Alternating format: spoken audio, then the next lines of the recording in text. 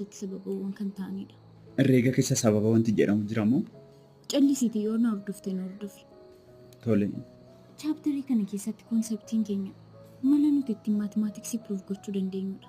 Kan caalu dhufe. Maatisiin malas qabamoo? Jirra. Hiree callistee akkasumaan na waliin dhamaa jirta bara. Malee dhuguma galaaf jettee yaadda taanaan akka waan dhagaatti bishaan naquuti. Ani dadhabeerra siin jedheera. Lakkeeti akkasnaan hin jenne garuu ani natti ulfaati. Sittiin ulfaatu.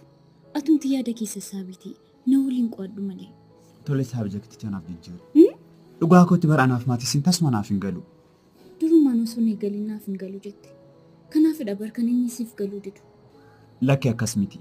Firiiwwan qormaata koo beektamti 50 keessaa 10 20 keessaa 4 yookiin 3 waan akkasiiti kan inni naaf galu.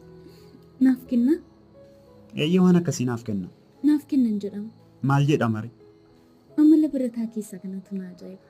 20 keessaa 20 yoo finne 20 finnee jenna.